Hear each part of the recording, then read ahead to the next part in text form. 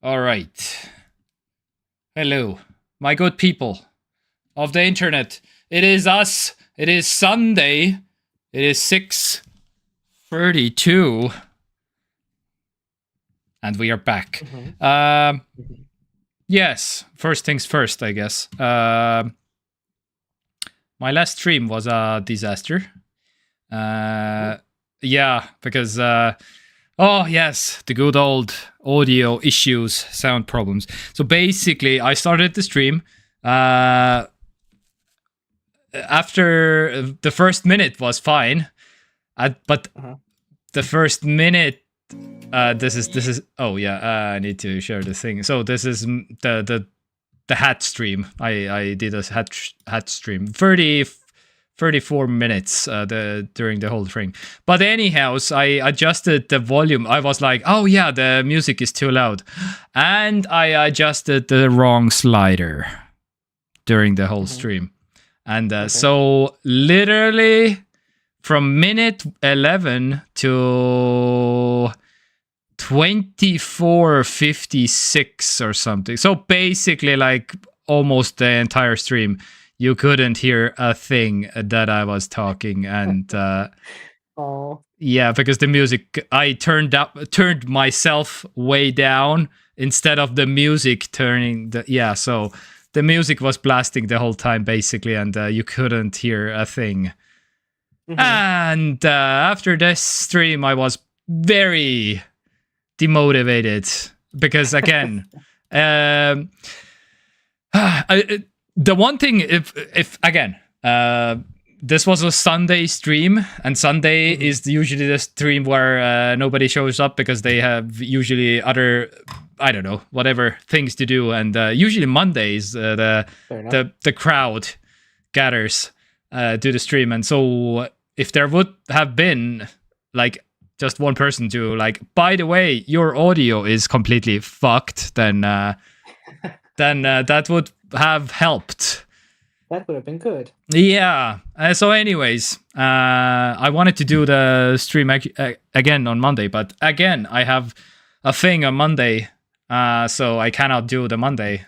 So for now, we can do only Sunday. So it is a Sunday stream again. And but yeah, I want to do Mondays again because it's kind of, for me, it's a little bit also like better. But not the next Monday, because I still have a thing that I need to attend.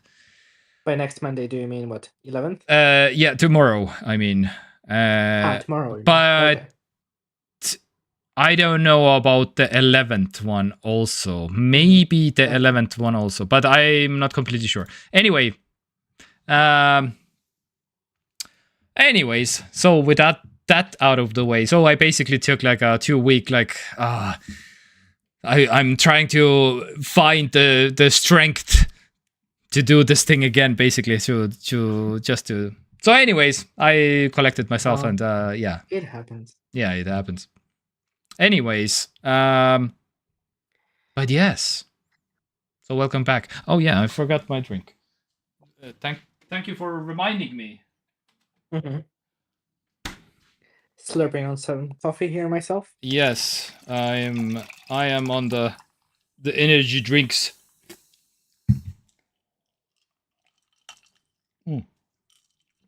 So anyways, I don't know. Things happened in the past 2 weeks. Trump got almost killed again. Fun fact. Yeah, just things that are happening. My God. Anyways, but we have some stories for you. I collected some, and there are some things that have been happening in the world. But first, how have you been, good sir? Me? Yes. I guess I've been okay. Yeah? Doing some work, trying to do some spring cleaning. Okay. Have you been stalking me on Steam by any chance? Stalking on Steam? Yes. I wouldn't say I was stalking you. I did to check how many. Well, I guess we'll talk about it later. Yeah, yeah. How many trophies, how many achievements have you managed to acquire so far? Because I know you are kind of an achievement person.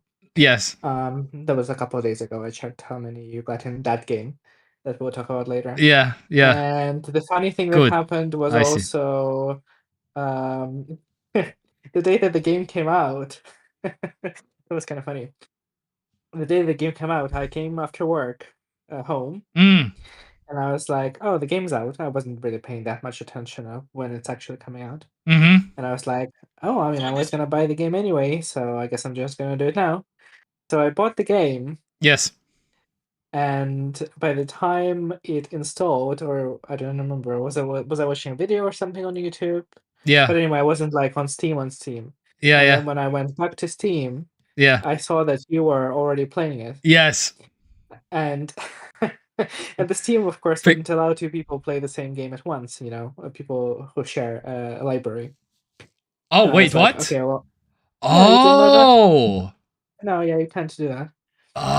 Oh. I didn't Because even know that. Okay. because when I logged in on Steam, it showed me that you started to play Cyberpunk or something like that. And I was like, okay, Oh well, I guess yeah. I'll. Okay. Yeah. Yeah. Yeah. Yeah. Because I was yes. Okay. Yeah. Go ahead. Yes, please. Mm. Because And nothing. So I was in the middle of like, okay, I need my next game. What should I try? Let's go back to Cyberpunk for a quick second. Just for 5 minutes, I was like, not even maybe 5 minutes, but yeah, I was trying like Cyberpunk. I was Vampire Survivors. I was like, should I go Divinity Original Sin 2? Maybe, I don't know, Baldur's Gate, maybe Zelda, whatever. Basically, so I was like, for trying, see how it feels, basically. And then I was like, nothing. I just. oh yeah, this the yeah, Vampire Crawlers is coming out, and I was like, oh yeah, I wonder if oh yeah, it's in this list, family list. Oh okay, yeah, let's go. Literally minutes later after I bought it. I guess you were in the middle of also looking for I something was to play. literally in the middle of like, what should I like? Oh, and it showed up, and oh yeah, okay, sure, Yeah. yes. So I got the game and probably put it to install and probably watched a YouTube video meanwhile because the game is quite small. Yeah, yeah. And then I tapped back into Steam and I was like, oh, Steam is playing the game. And I was like, okay, well, I guess I'm gonna play tomorrow then. It was quite funny. It was quite late as well. It was like, well, I mean, what time was it? Like after 11, I would say probably. Yeah, something like that. I think. Yeah, yeah, yeah, yeah, I just yeah. came back from work, and that was that. But I mean, since then I have tried the game. I guess we'll talk about it when we get to it. Yeah, yeah, yeah, yeah. To the segment, and yeah, I saw that you have gotten most of the achievements as well for it. So Yes. So, I suppose you have played a lot of it. yes. Yeah, spoiler alert, I guess. I will just say how much I have played, I guess. Oh, I need to launch Steam. Okay, of course. And 1 second. The library. I have played 30 hours. I have achieved 98% of the achievements. So there seems like a quite compact game compared to Vampire Survivor. Oh, I guess now I spoiled what the game is. But, yeah, well, I already said Vampire Crawler is also. You did. Yeah. No worries. Yeah, well, but but I will. The review is coming later. So. Right. Is it any good? I almost finished it, but is it any good? Nobody knows. Except for the people who check the Steam page and see overwhelmingly positive. But I mean, you could do that, I guess. Yeah. Well, we have first-hand experience. Yes. I played some of it. I haven't gotten like 98% of trophies, but I have played some of it. Yeah. So I guess we'll talk about it. And before we get into the news, I guess the one other thing that happened in the last however long I wasn't here, 2 weeks.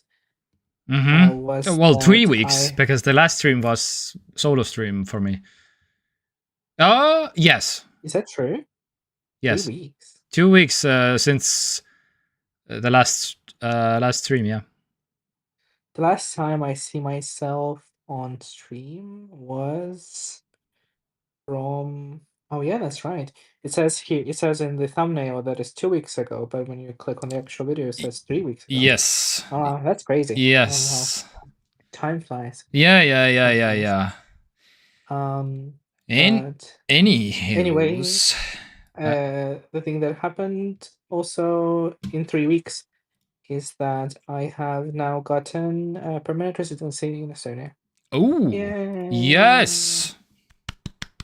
Okay, so It has happened. you're a permanent resident. I don't have the document yet, but I have received like a confirmation from whatever immigration that they have given it to me. So they just need to make a new document. Very nice. Good So stuff. that's Congrats. good, I guess. Yeah. Thanks. A long time coming.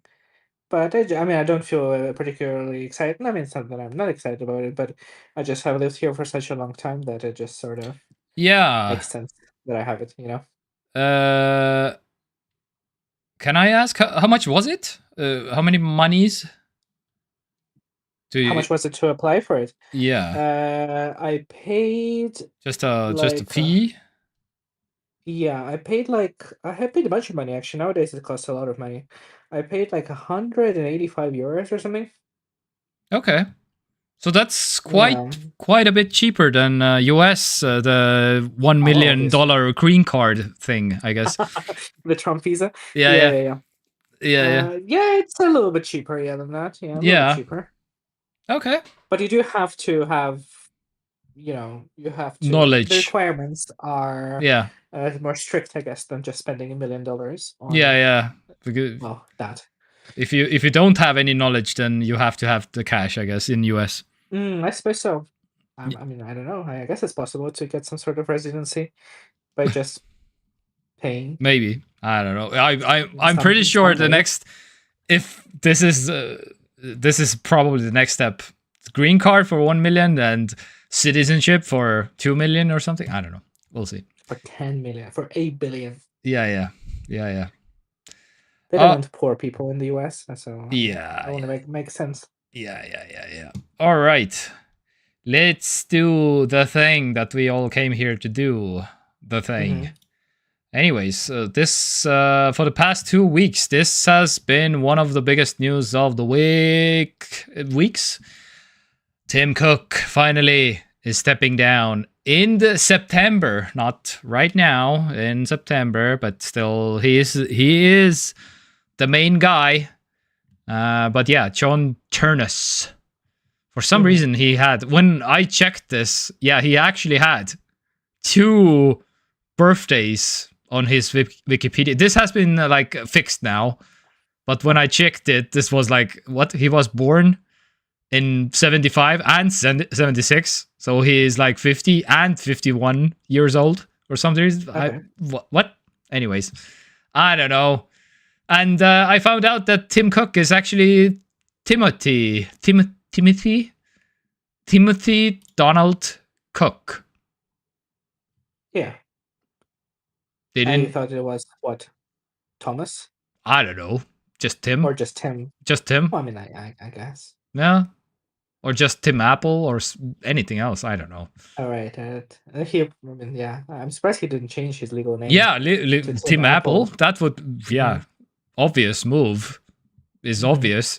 So anyway, John Turnus. So basically, so this is the logistics and supply guy being replaced by the hardware guy, basically. So he has been the senior vice president of hardware engineering. And hello, penis. Nastya. Hello. Very surprising to stumble upon your presence. Nastya usually can't on Sundays, but she made an exception, apparently. So anyway, no big thing, but anyway, just this has been one of the biggest media things for the past 2 weeks. But yeah, nothing major to announce necessarily. But yeah, I mean, people are retiring. just People are. Tim yeah. Cook is actually staying at Apple as a advisory role on the board, basically.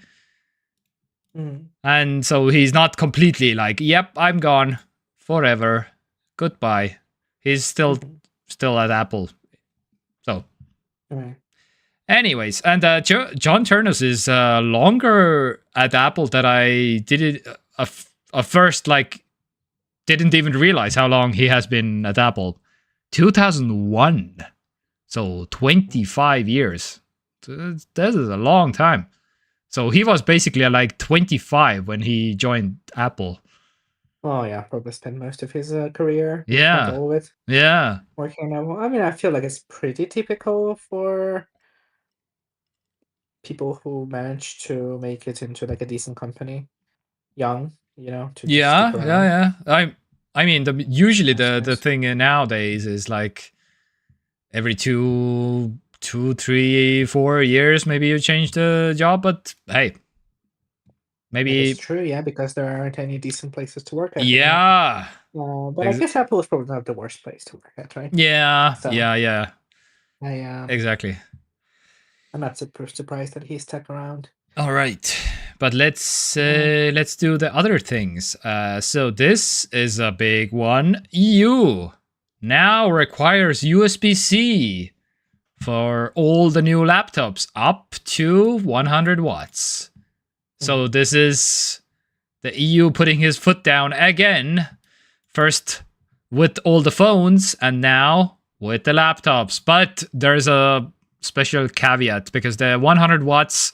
So in case you're wondering why 100 watts. So because there's like gaming laptops that can draw up to like, I don't know, 250 watts or whatever, maybe even 300 watts or something. So, and USB-C can do 240 watts. So the USB-C can do more, but the problem is the USB-C power delivery is not that efficient at 240 watts. So that's why even when the laptop is like, I don't know, it draws like 220 or even 200, they won't basically all of the laptop makers, they are still not doing USB Type-C charging as the main charger because it's so inefficient. And inefficiency means very big heat. And that's why very big heat means gigantic power brick with your laptop. And that's what why they all do the barrel charger. And and if you don't know what the barrel charger is, so basically this one, so like a barrel. Anyway, so this can deliver power way more efficiently at those higher wattages. So that's interesting, and that's why the EU decided up to 100 watts, and up to 100 watts USB-C is very efficient, so as efficient as any other connector, which is good. They are only requiring to be the main charger, so they are not trying to do the exact thing as with like phones, because phones only have one port. So they are only saying like, okay, this has to be the main charger.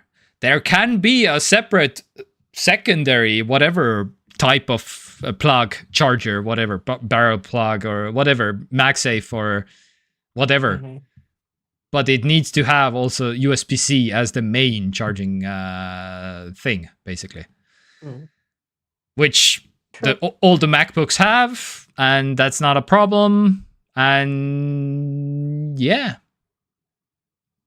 so basically nothing really changes, because all the gaming laptops, they are still gonna use the barrel charger because they are still way higher power draw anyway, more than 100 watts. And yeah, all the lesser ones, there might be some weird, because all the mainstream Dells and Asus and Acer and whatever laptops, they all the big players, they already do Type-C charging anyways, because they already saw that, yeah, this makes sense, and we can Type-C, people like the Type-C charger because you can use it on your phone, you can use it on your laptop, you can use it whatever, all the headphones, all the things basically anyway. So, but there might be some weird Chinese whatever's laptops that are still using like barrel chargers or whatever. So those are out in the future. So in case you're wondering, this rule is as of now 5 days old. April 28th this rule takes effect. So this is already in place. This is going. Yes. Anyways, Neo doesn't have MagSafe, right? No. USB-C. Yes, USB-C. Yeah. Okay. Which I suppose one of the criticisms for some people, like, I like my MagSafe, and but again, more people were like, yeah, but dude, €600 laptop, come on, you can forgive that, you can forgive this price so many other things basically. And we're gonna talk about the Neo also in a second here, actually. Okay. Let's do the... I don't want to mess up my tabs. Okay, let's do the original intended programming, I guess. Anyways, so Microsoft promises to finally fix the start menu, search, and some updates. Stop me if you have heard this before. And they are familiar. They are trying to bring back the good old Windows, whatever that means. And for the 5 people that are still trusting Microsoft to do the right thing, I guess. It's so funny to me. Whenever they do that, it sounds to me like they are stuck in this sort of like perpetual combat with some sort of like entity, some cosmic horrific entity that constantly is like pulling Windows back, you know? Yeah. And they at Microsoft are valiantly like fighting against it to make it better. Mm-hmm.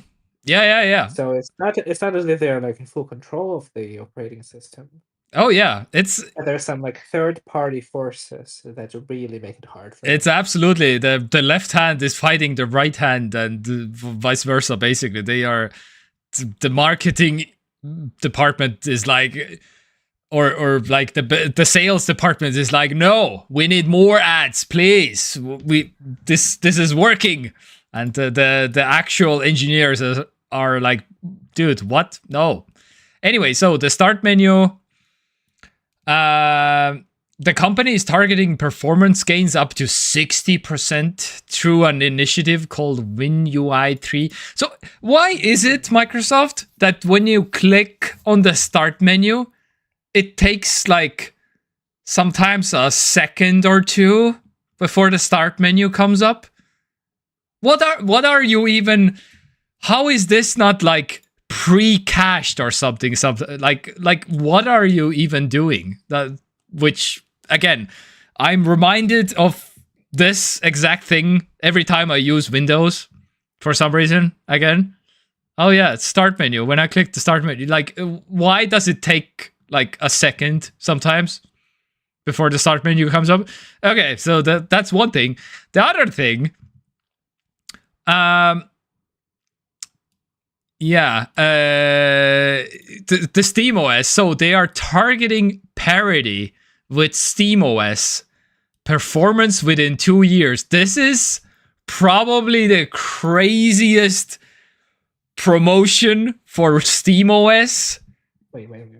Yeah, because SteamOS runs. This is Oh. yeah. This is SteamOS, who can't even run most of the Windows games, but the games that can run, that SteamOS can run, they are running all better than Windows. And that's what they're targeting. And this is like the biggest advertisement to SteamOS ever for people, basically, because this is like, kind of is, yeah, this is for all the billions that Valve and SteamOS could even like advertise to you that SteamOS is actually good. Then this is it. This is the highest praise anyone can ever give SteamOS. Basically, Windows is targeting SteamOS. And, SteamOS is what? Linux based? Yes. Yes. So, and they are Apple's MacBook Neo, a $600 laptop that could. Yeah, this is okay. This is very a little bit sensationalist writing here, but the budget MacBook may shape up to be one of the biggest threats to the Windows ecosystem has faced in recent memory. Okay, maybe it's not like it could be. Yes, absolutely. But I mean, okay. Yes, the MacBook Neo is selling very well. Very well. Even Apple is like kind of shocked how well the MacBook Neo is like selling right now. We'll get to that in a second here, but yeah, Microsoft is getting threatened by all kinds of Valve and now Apple and yeah, people are what was the Windows? Ooh, Windows lost like 5% of the install base in the last 3 months or something. Also. But I don't have the graphs and numbers right now. I also have seen something. But yeah, I have seen some people and some that switched to Linux 3 months ago. Never looked back. I will never go back to Windows because, again, I have to bring up the meme, the Windows 12 preview. The leaked preview that this will be Windows 12 probably, but again, we'll see.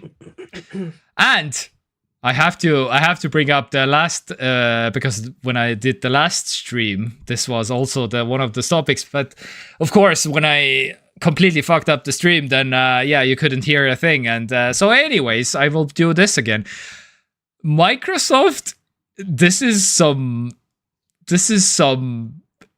cheap corner store lottery ass promotion that I have ever seen. Microsoft is giving away $1 million in cash or a Mercedes-Benz if you just use Microsoft Edge, because they know that nobody is using it, so they are actively like doing like a lottery style thing, basically, that please, for the love of God, please, won't you just use our products, Microsoft Edge? So this is actually one of the requirements to enter this lottery.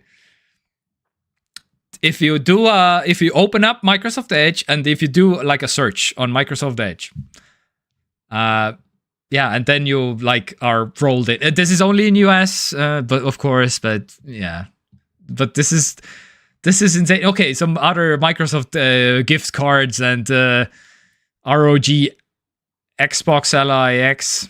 Oh yeah, there's some European countries also. Some Germany, Spain,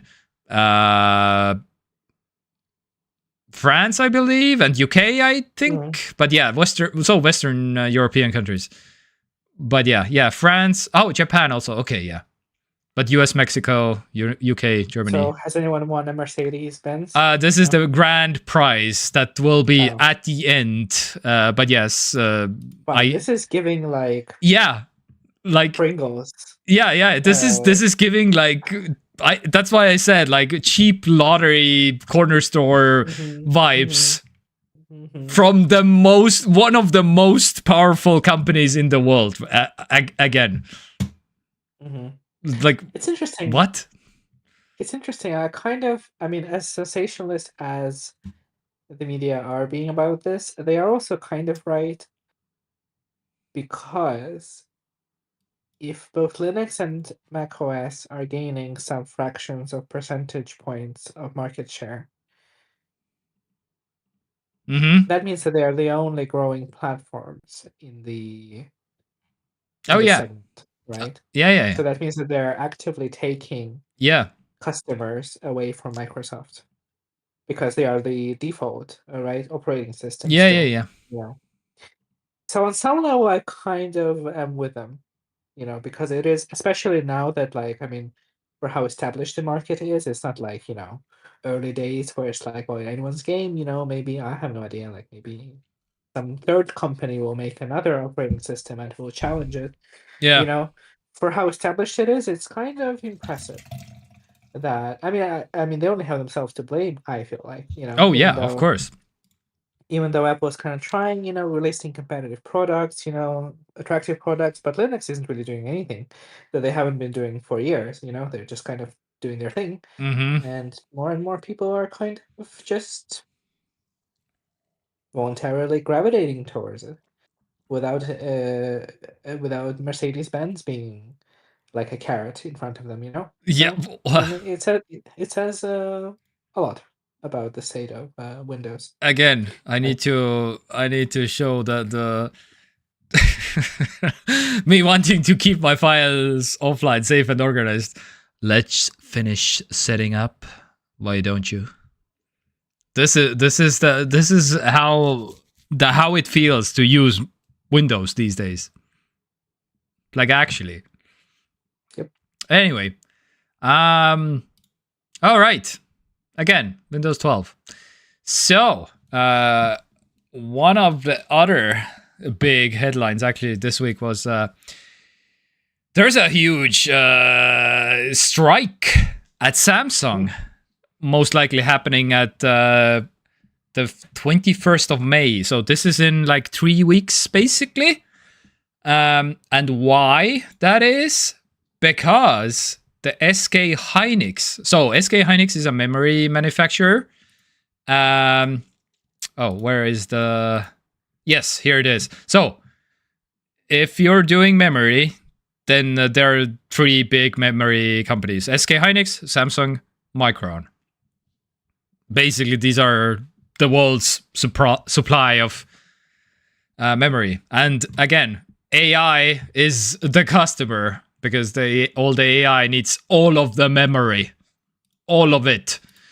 And the AI boom, SK Hynix removed the upper limit for bonuses last year for employees. So, and that because the AI boom has been like booming again. And so that means this year, per employee, a person could get $477,000 US per person as a bonus from SK Hynix.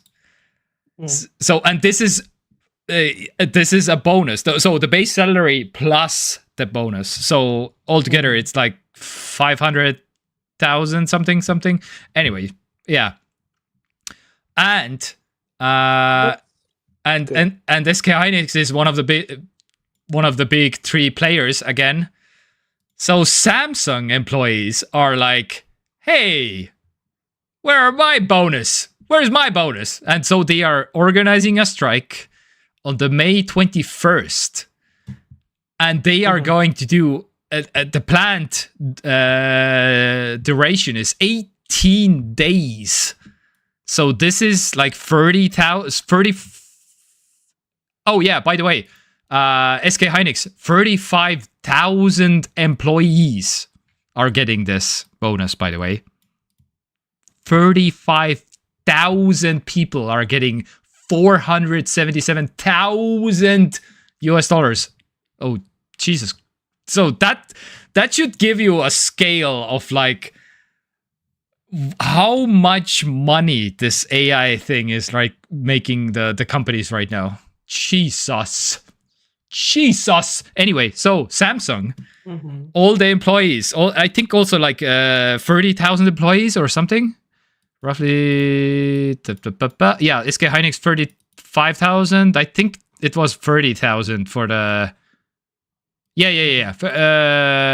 Attendance estimated to 30,000 to 39,000 for the Samsung one. So they are all demanding basically the same thing as SK Hynix, or they will just leave, because it's also in South Korea, and they are both in South Korea, and they're like just can walk literally, probably, maybe, I don't know.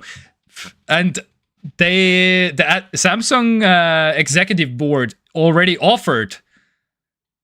So right now they are getting about 30% what the SK Hynix people are getting from the AI boom, and SK and Samsung offered, okay, we can offer you 10% more, and all the employees were, nah, my dude, we want way more, basically. So, anyways, I think it makes a lot of sense. Yeah. I don't see why only the executives should benefit from. Oh yeah. Fortuitous time in the world for them. I mean, shitty for everyone else. But if they are raking in cash because of the demand for feeding the AI overlords, I mean, I feel like regular workers should benefit from it as well. Oh yeah. So this will, and again, 18 days. When you're striking at 18 days, you are losing Samsung billions. Like actually billions, probably, because this is like, it's more than 2 weeks. Dude, and 30,000 people for more than 2 weeks. Dude, this is billions. They are gonna be, yeah. So Samsung cannot let this happen, probably. So they have to come back to them with something. So this will be very interesting to watch how this will just unfold. But my God, this is going on right now. Yeah. Let's see. Did the SK Hynix do that voluntarily? Were they like making so much money, so just have bonuses? I know. Yeah, they just decided. Yeah, we will just do no upper bonus limit or something for some reason. Maybe they are regretting it now, but that's what they did. Maybe they. Who knows? Maybe that's what the current contract is, but maybe they will get the lawyers involved, and maybe they are trying to weasel something out or something, but the cat's out of the bag now, I guess, but we'll see. That is so interesting. It's also a publicly traded company. Yeah. Unlike Samsung. Oh yeah. They definitely are feeling all of the pressure. Like from the shareholders, from the employees, from anybody, really. Yeah, but I mean, that's something that I feel like shareholders would be against, right? To give like 30,000 people, right? Yeah, so but that's like billions of dollars, right? But this will almost certainly lead to another strike at SK Hynix if they ever decide to do it also, because they are like, well, we are. It's so funny because they literally are operating in the same country also, so they can literally walk from one factory to another probably, and yeah. And and tell me anything you know about memory, or if you are a memory worker, you are printing money at this point. So as soon as one company is SK Hynix has been like actively bleeding people away from Samsung because of this already, also in the thousands. So if this continues the way it's currently set up, SK Hynix could bleed Samsung memory people dry. Just all the Samsung, yeah, they are. Oh yeah, SK Hynix right here down the corner, and we're gonna just make infinitely more money there. So see you later, Samsung. Basically, so it's very interesting to watch what the hell will happen basically with this one. Yeah. Anyway, so yeah, memory people are in very high demand in these AI times. The total bonus that they paid, more approximately for this year, is $12 billion. Mm. Imagine how much money they're making that they can afford to just be like, yes, let's just pay people $12 billion. Yes, exactly. Of course, it's divided among many people, but yeah, exactly. This is like insane amounts of monies. Well, but my point is that yes, people who work for a company, deserve to benefit from the boom in demand. Dude, imagine, right? Imagine finishing college and going to, as your first job, going to work at SK Hynix right now or something. Mm-hmm. Just getting like $500,000 as a salary, basically. Mm-hmm. So as a like what? Anyway, it's such a like a lottery thing. Mm-hmm. Being an employee under capitalism, not only do you have to work for a company that happens to, explode in popularity, right? Yeah. But you also have to have executives who would be like, would like green light something, which they don't have to do, right? Yeah. Or they wouldn't have to do, but they just have done it. This could be a very smart move from the executives also, because they can just bleed dry Samsung. Just okay, we're gonna take all of the memory people from the second biggest memory maker in the world right now, and we have then all of them, and then we will dominate the world. For a brief time, maybe, but who knows? Yeah, anyway, how long the AI boom is gonna last, but yeah, again. Yeah. Jesus. All right. Okay. How about, speaking of memory, the cheapest Mac Mini? It's gone. It's dead. The best one of the best deals in computers right now. Mm-hmm. Just gone. $599. No longer. So Apple, this is probably, again, memory prices are up, but so are SSD prices also, because they both use memory, flash memory, and SSDs use one of those.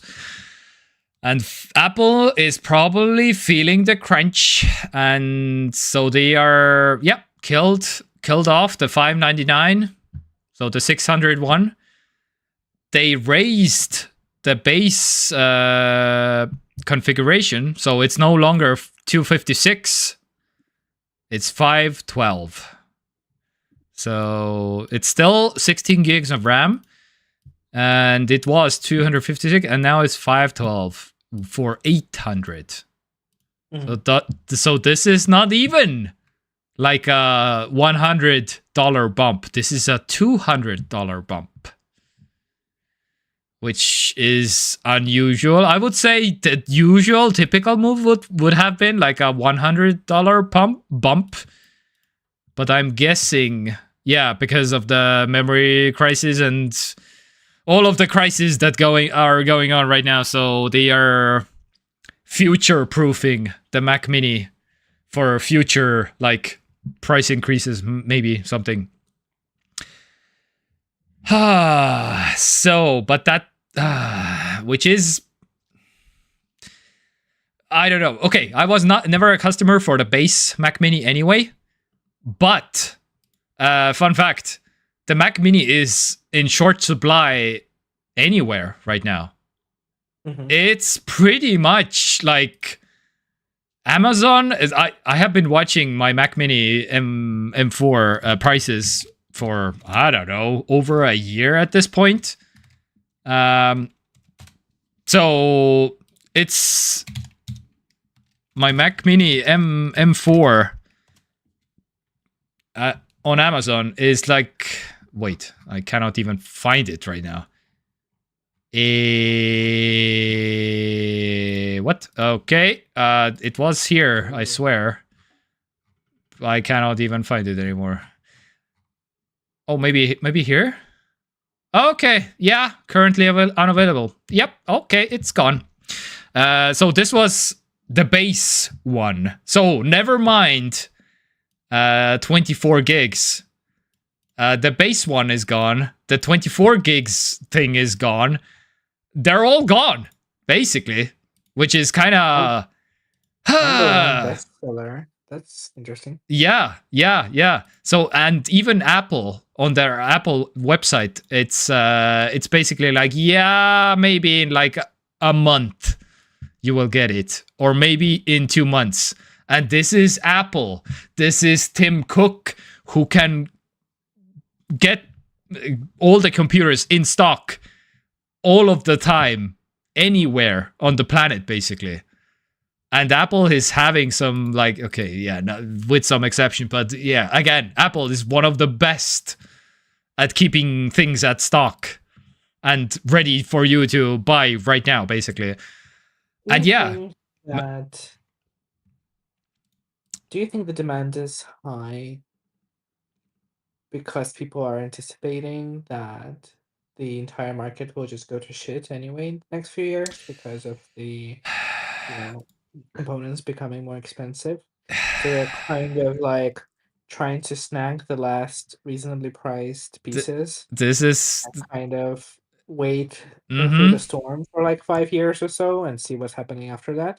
Because that's kind of where I'm personally in what mindset I have right now. Even though our PC is now 3 years old. I mean, we got it 3 years ago. Yeah. But I mean, we don't have any plans on upgrading components because we understand that we're going to be overpaying for everything we potentially want to upgrade, right? Oh yeah. Same here. So, and that's exactly the same here. Basically, I am thinking at some point, yes, but not in the not in the next year, not not in the next maybe 2 years. I will see. Probably not. Again, I will of course I will buy everything used. If there's a good used deal, I will get it. But I will. I want the specific build also a little bit. The hidden connectors. It's called back to front, and I want a little bit of a special thing. Anyways, and those and again, if you're going something special, then gotta pay more a little bit. But I want to, and again, this will be taking me years, most likely, because those are like rare parts, and to get them even used, it's gonna take years. Anyhow. But yeah, but my Mac Mini that I was planning to buy like pretty soon-ish is looking less likely by the day at this point. And there is still no M5, and I really hope maybe this is me. I was kind of hoping when I saw that the Mac Mini M4 is like kind of out of stock. Are they maybe trying to launch the Mac Mini M5 or something? But no, it seems more likely that the demand is just pretty high. So to answer your question, basically, it's a combination of both. So the more people buy, the less Mac Minis there are, the more people see that, oh my god, there's so many Mac Minis are gone.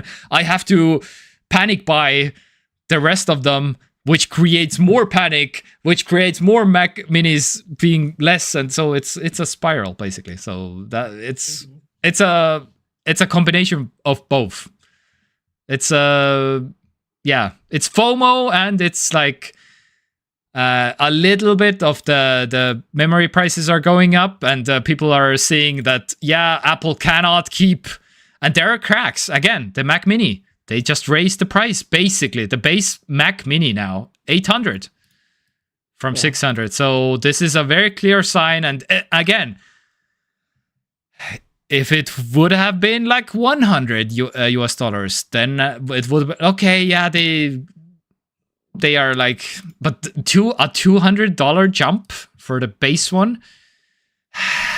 This smells like they cannot have infinite amounts of SSDs and memory and all the other stuff. So basically, and fun fact, my prediction.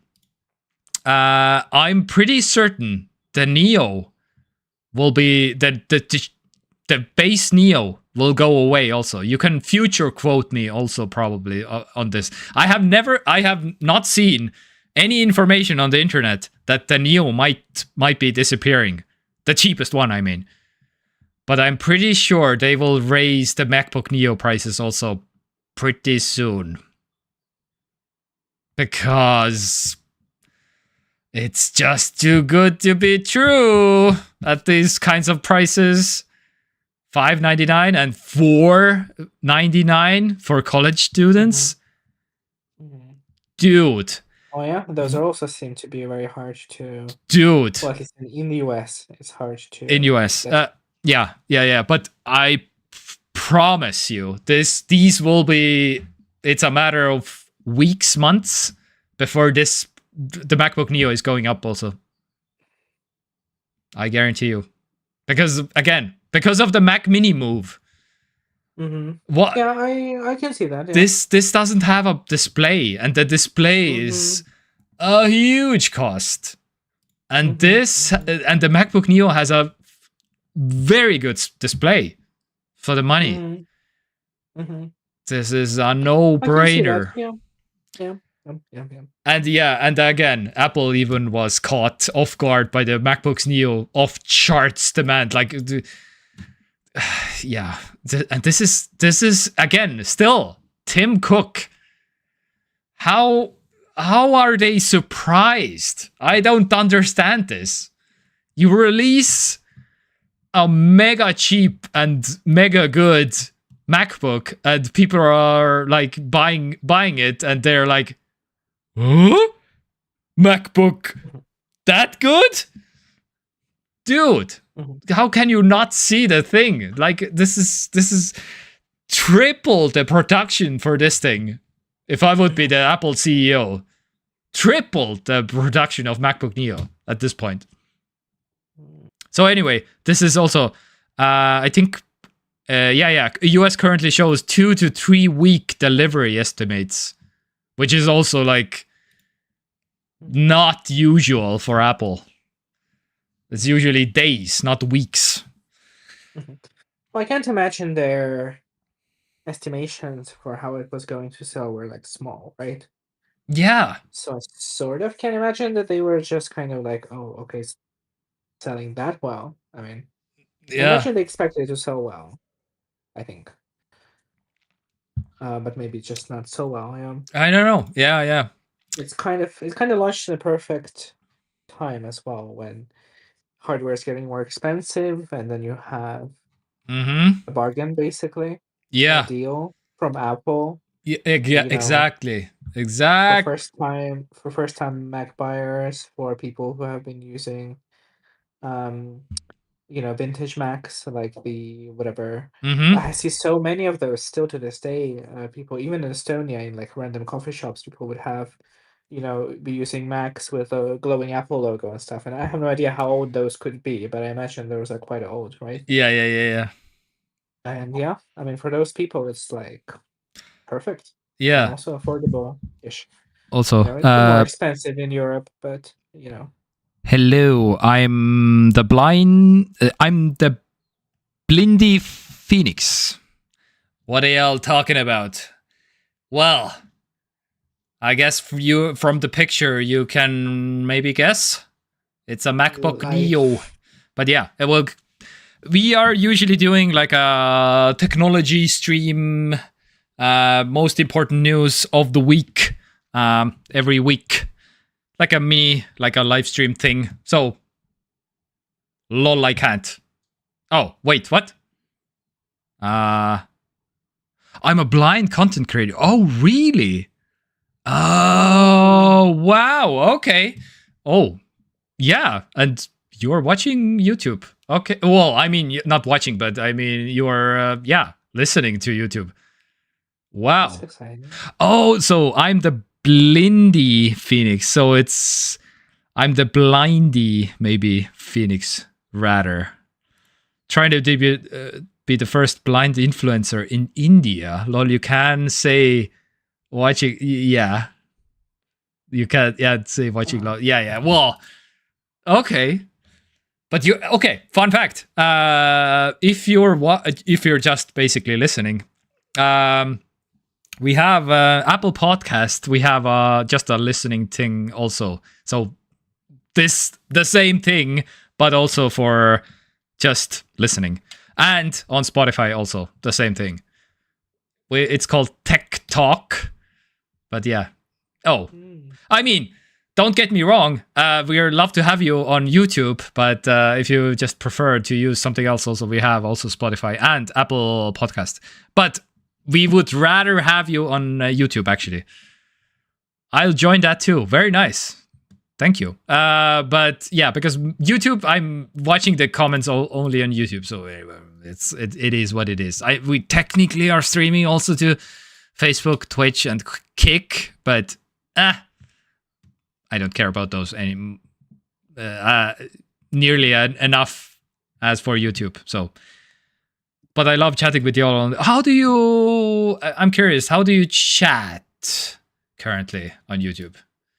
Do you do like a Braille, like a Braille thing, like a Braille keyboard or something, or is it more like I use a screen reader? Okay, yeah. It reads out the screen. Okay. Oh, so it's yeah. Okay. Okay, yeah, that's very cool. Curious, where are you from? From India, I mean, but where? What city? I know Delhi, Mumbai. What's the? Damn it! What's the third one? I'm from India, yes, but Mohali, Punjab. Okay, those I don't know. What was the third biggest city in India? That's the one I know. I know Goa and I know other ones also, but what was the third one? Damn it! It's on my top of my tongue, but I cannot.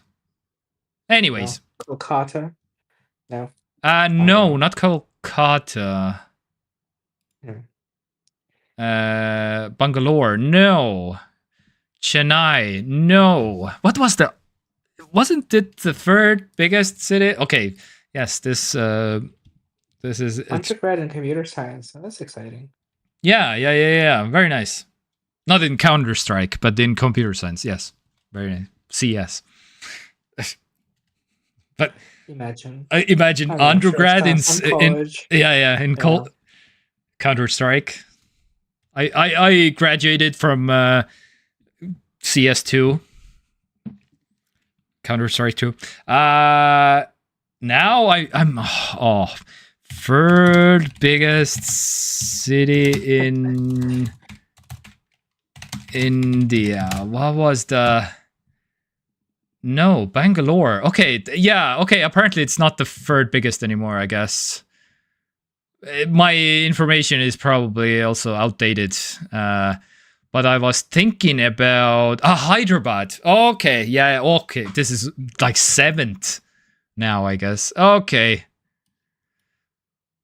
But I swear, like 15 years ago, I heard that Hyderabad is like the 3rd biggest or something. Oh, yeah. I don't know. Hey, we should collab someday. Yeah, sure. I don't know how exactly, but sure. How good? I mean, in a similar fashion as we. Yeah, I guess. Yeah. Somehow, right? But yeah, it was depends fine. on how good is your English. Probably also. What? Yeah, but Well, he's from India, so I mean, probably good. I'm pretty sure. We could maybe talk about how blind people use tech. That'd be fun. Yeah. Yeah, that would be so interesting. I imagine that's an area where AI could have some interesting applications. Oh yeah. Like, for example, this thing that they said they use, the screen reader, right? Sounds Yeah, like yeah, something screen I reader. already Yeah. right? Analyzing what's happening on the screen and fun fact, describing iPhone has a really good like a screen reader built in, basically, which I have seen like many times. Like people are using it like just navigating very quickly the iPhone, and I was like, what the hell? That's even maybe faster than I can use an iPhone, basically. I use it quite a bit. I have a few videos on that stuff as well. Okay. All right. Anywho's, let's continue on with the thing. I'm curious, what phone do you use? I'm the Blindy Phoenix. Ray-Ban meta glasses are quite useful here. Oh yeah, okay, yeah. This is also, yeah. You can like, what am I looking at, and you can do the thing. I use an iPhone 15. Okay. Yes, we are both also iPhone users, by the way. I have the iPhone 17, and my lovely co-host as co-host also. Yeah. What was the question? 17. iPhone 17. Yeah. All right, but let's continue with the programming. I'm an Apple user, true and true. Yeah, same here, basically. And MacBook Air M4. Okay. Fun fact: Xbox is not increasing the price, but lowering it. What? This is a rare occurrence. Starting today, Game Pass Ultimate drops from $29.99 to $22.99. $7 off. And the PC Game Pass will also drop from $16.49 to $13.99. A price decrease is so. This comes on the heels of basically the Asha Sharma, who is the new Xbox CEO, who said Asha Sharma, who is the also, I think, fun fact, she's also from India, I believe. Anyway, she is now, she was the AI VP, and now is the Xbox VP. And she famously said like 2 weeks ago, yeah, Xbox Game Pass is quite expensive. We need to fix that, basically. And here we are, 2 weeks later, Xbox Game Pass is dropping in price, which is a very rare thing to see, basically. But, well, yeah, there is a but. Get to the but, yeah. Yes. They are removing the biggest, basically the biggest game, Call of Duty. So if you're, this gives you a funny insight into the inner workings of Xbox, I guess, because this one game is maybe like $7-ish worth to Microsoft. If you want to translate it that way, maybe. Because again, Call of Duty, biggest title on the Game Pass, probably, most likely, Microsoft game, and yeah, a lot of people playing this game, and yeah, no future Call of Duty titles on Xbox Game Pass. Didn't they say they would add them like a year later or something to that effect? They officially said that. Bye. Oh yeah, gotta go. Bye. Okay. Easier for me to only play Forza. Okay. Windows gave them a bad press. Oof, my people won't like the removal of COD. Oh yeah, exactly. Yeah.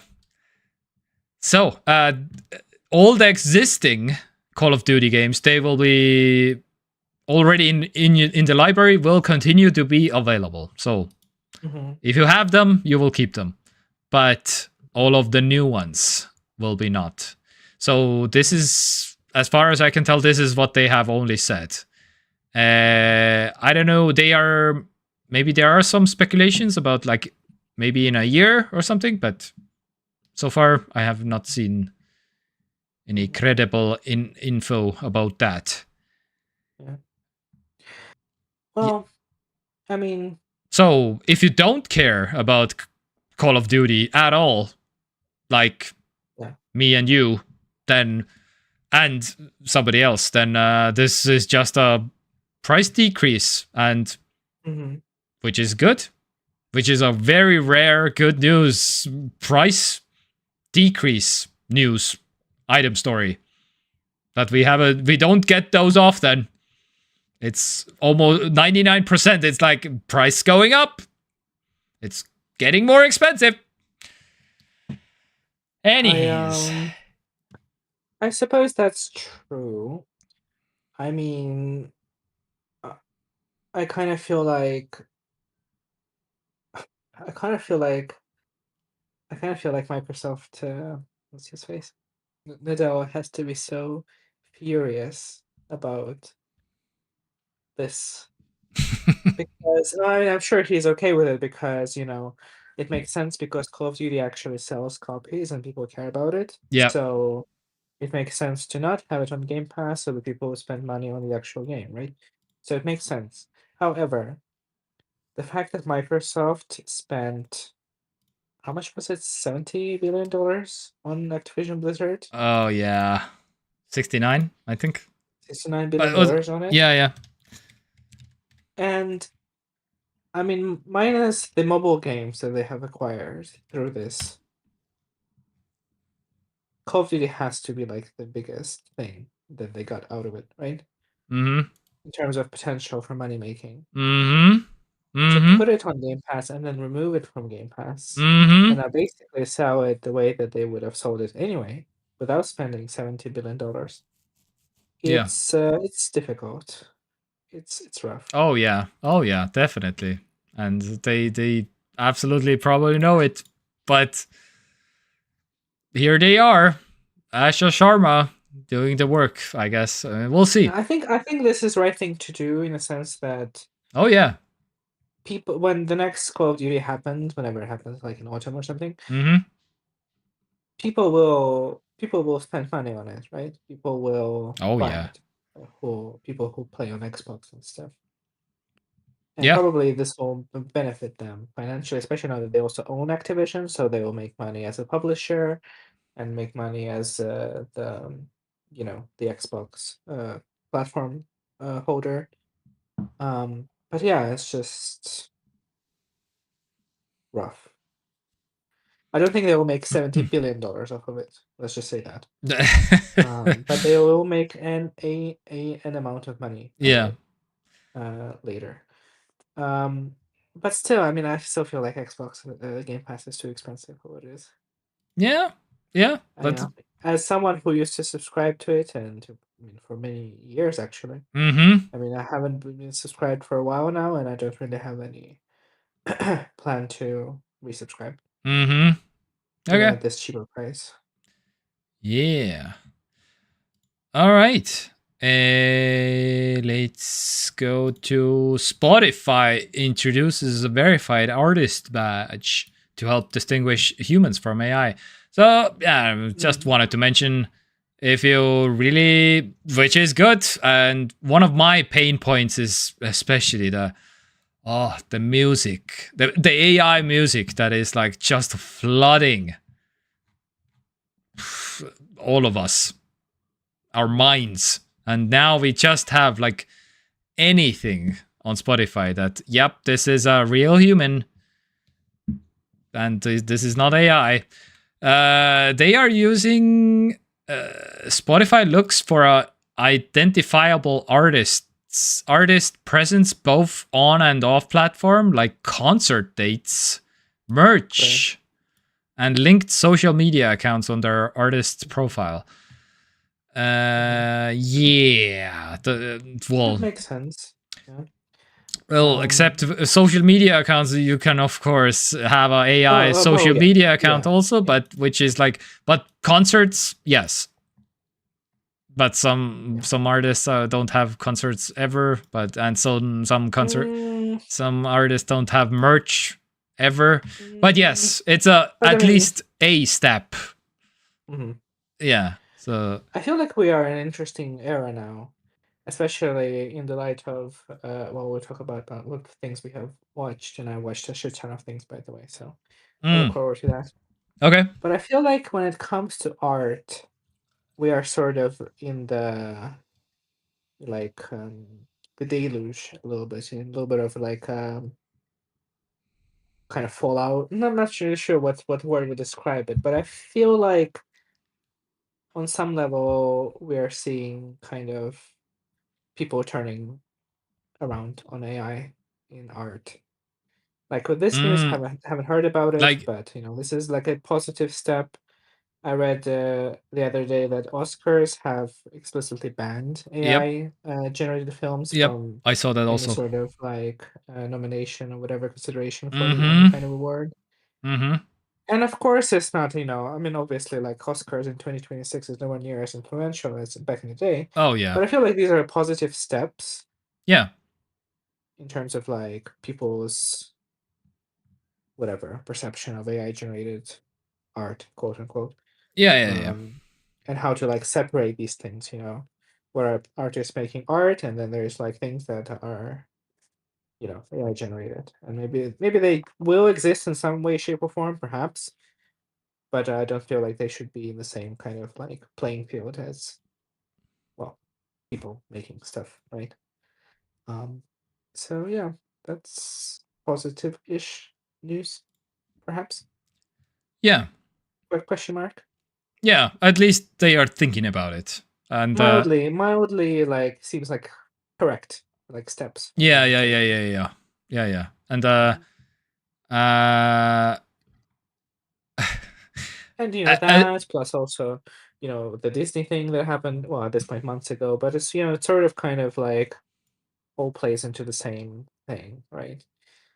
And this is a perfect opportunity to say that yes, we are also technically on Spotify, blah blah blah, but we cannot get this badge because, of course, we don't have concert dates or merch. Because of course we are AI generated.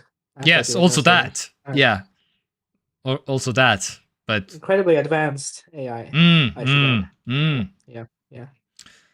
Yes. All right. How about Latvia? Discovering router vulnerable. I cannot say this word. Anyway, there were some Russians inside TP routers in. Yeah. So TP-Link is a Chinese brand router.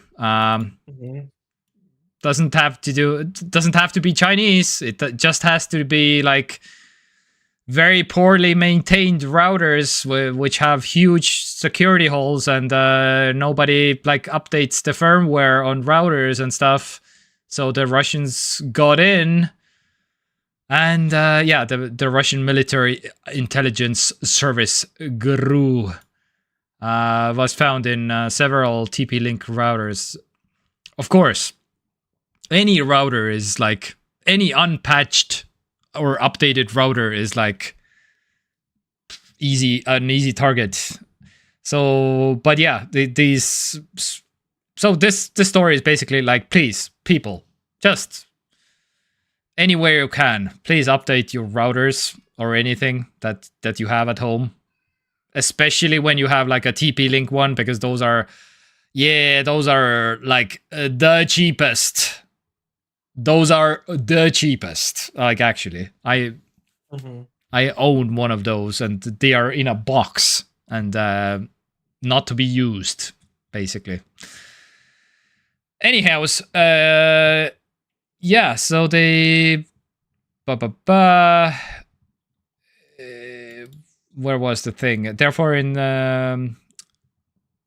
carried out an operation Masquerade, scanning cyberspace, identifying compromised routers, and securing them. So, where was the compromised devices were remotely secured, preventing the GRU from gaining further access to the specific routers. And yeah, the exact number of compromised devices in Latvia has been not disclosed. Most of them were in households and small businesses. Yeah. The security loophole allowed Russian intelligence to obtain personal data, passwords, correspondence of these routers. Their main goal was to use the compromised devices to launch cyber attacks against our targets. So yeah, update your routers. That's the base thing. All right. Yes. Fun fact: Apple Maps is walking around in Tartu right now, and in Tallinn, but not in Pärnu for some reason. I don't know. Yeah. So, and this is not like the Apple cars. So these are the hard to reach places where people are walking with these kinds of backpacks. Just a random fact. So if you ever see this in Tallinn or Tartu, then I don't know, do something funny or something. All right. Because you will be pictured. You will be taking a photo from the 27th of April until 5th of June. They are doing the Apple mapping in Estonia. All right. The Apple Maps will be usable in Estonia soon. Yeah, maybe. Well, at least in certain cities. At least in certain areas where at least in two cities. Yeah, exactly. Exactly. And this one I wanted to. This was actually last stream that I mentioned, but again, my last stream kind of Bloodborne, the video game, is getting an animated movie adaptation from Sony. In case you didn't see this, but I just included it just so you can see it. I vaguely crossed my attention. Okay. Yeah. Sure. Just wanted to mention this because, again, for the people who don't know, that Bloodborne is his favorite game of all time. Yeah. Yeah. Yeah. Still is. Still is. Oh yeah. By the way, Baldur's Gate. How? Any update? No update. I've not played Baldur's Gate in a while. Yeah. Okay. But I have to just like do it. You know. I just have to do it. All right. I have to have like a vacation or something where I just like do it. Yeah. Just play the game for 2 weeks straight. Oh, it's. Can't blame you. It's a long game. It's a long game. Yeah. I think I will kind of maybe soften a little bit on the whole like, oh, this is the best thing I've ever played and stuff. So maybe it's gonna be less of a Bloodborne and other things, and more like a short list of games that I think are special and deserve people's attention. But definitely Bloodborne is on the list. Oh yeah. All right. I mean, we're not getting sequels. We're not getting remakes. Yeah. Nobody wants to make it. From Software doesn't want to touch it. And I understand it. I mean, you don't have to remake a perfect game. There's no point in doing that. But I mean, sure, I'll watch a animated R-rated film from Yeah. Sony about it. I hope it's not like just a redo of the whole game, but in animation. I hope it's some sort of like extension of the whatever world and lore and stuff. But I'll watch it. There's some YouTubers even involved, which is kind. Oh, Yeah. that sounds cool. I don't know if that's good or bad, or I don't know. Anyways, I'm seeing Jacksepticeye. yes, Is that a person involved? this is the only one that I Okay. know. Also, Jacksepticeye. Yeah. There's multiple others. Okay. I don't know if the creator and gamer Sean McLaughlin, creator and gamer, who is a gamer who has spent years in the world of Bloodborne, where his digital adventure. Oh no, that's him, right? That's just Jacksepticeye. Okay. Oh, that's his actual name. Yeah, I see. Okay. Yeah. Well, Yeah. it's interesting. Yeah. Okay, I see. All right. I mean, it's kind of interesting because he has expanded a little bit into the film now. He produced a film that was shown as in actual theaters recently, based on a Okay. video game. I haven't watched. Oh no! Sorry. It was a different person. It was a different YouTuber who made the Oh, you content of mean? video Oh, I think I games. know who you mean. You mean Sorry, I don't know these people. Yeah, Markiplier? that one. So he made the film. Yeah, and so I guess now this is his thing. It's interesting to see YouTubers crossing into traditional types of media. I guess, or I will call it. I don't know.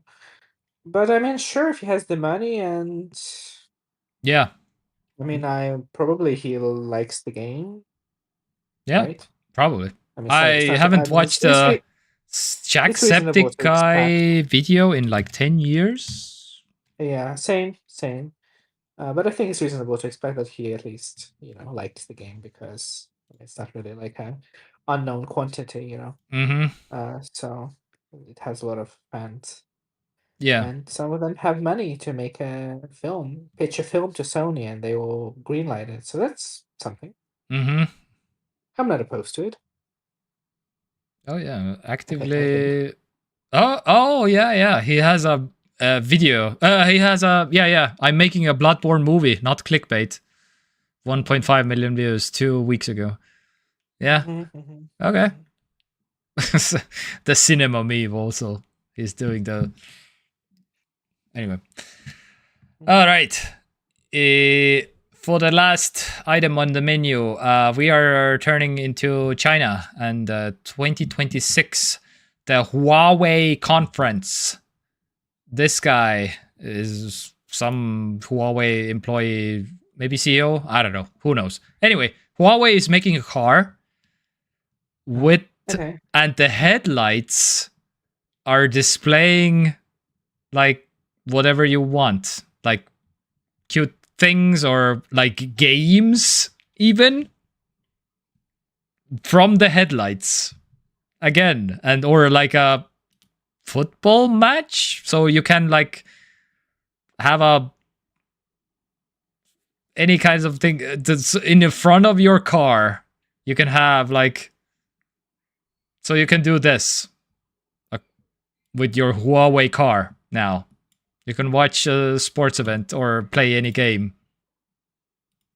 And so this is, this is exactly the kind of thing that, yes, please, kids, jump in front of my car, which is like turned on and ready to like ride, and play just games in front of my car. And then the kids are like, We want to play this game again. Daddy, can you give me the car keys so we can play the game on the in front of the car, which is turned on? Also, Jesus Christ, I don't know. This looks not safe for me, but hey, what do I know? I guess if you want to play this whatever game this is, but then feel free, I guess. I don't really have any. Same. Thoughts on this. So this is apparently the Huawei innovation that we are currently I mean, it's innovative. I don't know if it's good. Yeah, but also. I mean, in some niche scenarios, I can imagine people using it as a projector to very super niche specific scenarios. Yes, exactly. Which you have to pay for again because the tech is built into the car. Also, by the way, because right. You have to have projectors in front of your car, and you have to I don't know, but yeah, I just saw this and like this is again meme worthy, and so this is the use case that we are soon seeing, I guess. Interesting. Anyhows, meme break. So it's Trump assassination day again. Have you seen the Groundhog, the movie, the Groundhog Day? I'm sure I must have seen it, right? Yeah. Or it's just like I experienced it through osmosis for people talking about it, so I feel like I've seen it, but I actually haven't. Okay. Which could also be the case. When was it released? Oh, this is like if I had to guess, 1993. Yeah, 90s something. Yeah. Groundhog Day. Don't really know, if I've seen it, but really good. I'm aware of it and I know what it's about, but that's about it. So in case somebody doesn't know, then a guy experiences the same day over and over and over and over and over and over again, basically. Quite funny. So it's one of those movies that makes death funny, basically, which is kind of hard to do, I feel like. But yeah, it absolutely does it. Yeah. And it's pretty good, in my opinion. Anyway, and this is the live footage. And the man's gotta eat. There's an active shooter going on, and this guy is just like dessert. Anyways, Jesus. So this was going on, and this is me. I made this. Me and my Nissan Leaf when I see a Tesla or a Lucid. How do you do, fellow EV drivers? And anything else I don't know. How about music? So we have the 3rd of May currently. And what is going on in music? The 3rd of May. I don't. Oh, what? Chris Brown. Okay. Don't listen to his music, but okay. Don't know anyone else. Who are these people? No idea. Anyway, I have been listening to some Japanese city pop, basically. I don't know. Yeah. Henri? I don't know. Henri? Anyway, this artist. Henri.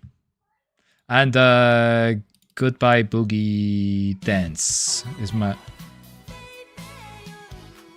has been my jam.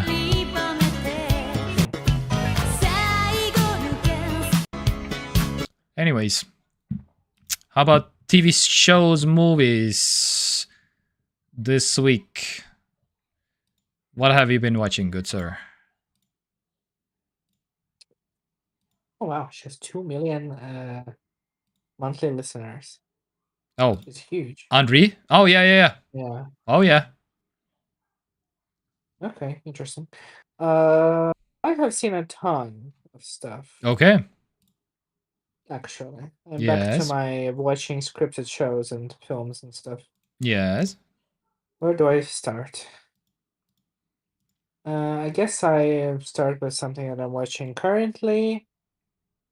And one thing I'm watching currently is a sitcom. I guess it's sitcom. It's a comedy. Schitt's Creek. Yeah. Schitt's Creek. Yeah. I'm halfway through the show. Probably people know what it's about, but in case you don't know what it's about, it's a super wealthy family somehow loses all their money in a scam, Mm. and the only thing they have left that they own is a small like shithole town somewhere in like rural, I don't know, Midwest or something like that in Okay. the US. Mm-hmm. Mm-hmm. Is it in the US actually? I'm not really sure because it's a Canadian production, so it may be in Canada, but regardless. And so they have no other choice but to move in town and try to kind of restart their entire lives.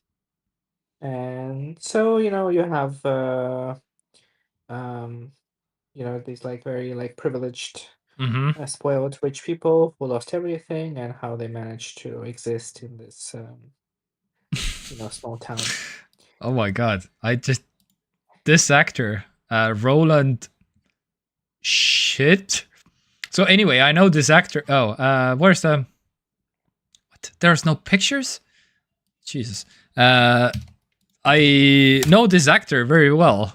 I never knew his name, and it's a pretty funny name. No, that's the name of the character. Oh wait. Oh, okay. What? Yeah. Oh, okay. Damn it! I Because the copied the town wrong is thing. Yeah. Chris Elliott. Okay. Yeah.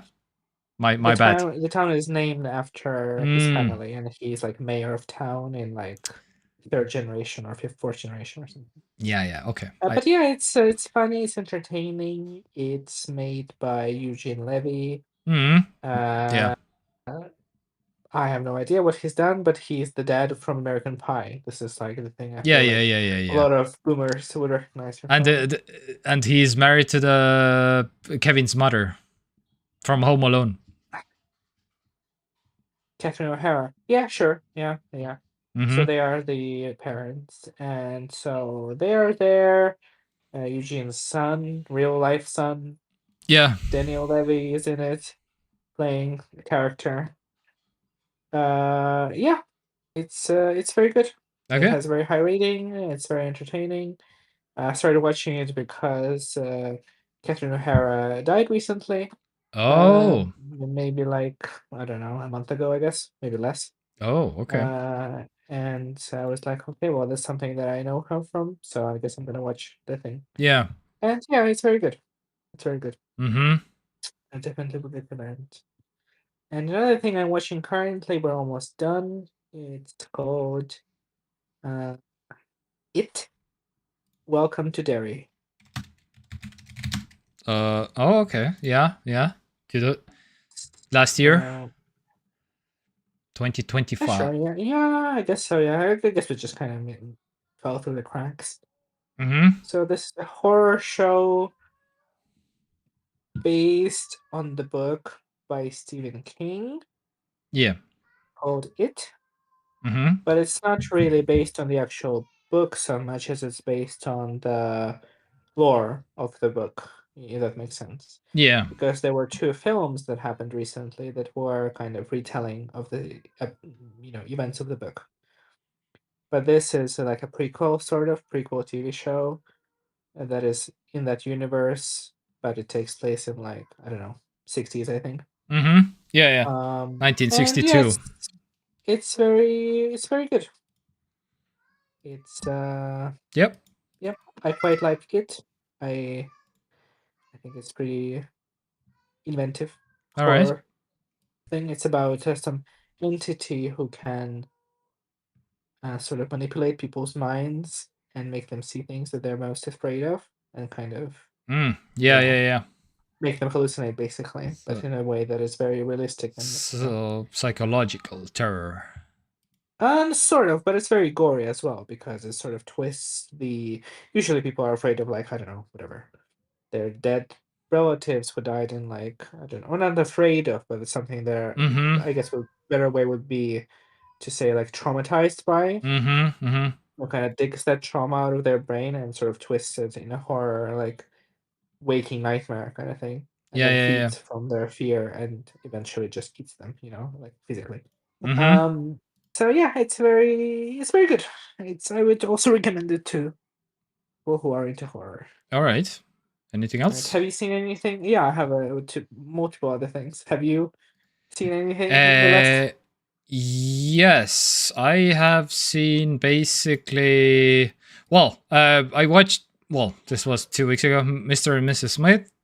Actually, this is a 2005 movie. You mean that one? Okay, The the original old one. movie, but yeah. So You're right. basically, I mentioned it, but I just when 2005, I really enjoyed this movie, and I just wanted to see basically how it holds up, and yes, the answer is yes, basically. Yeah, holds up. Okay.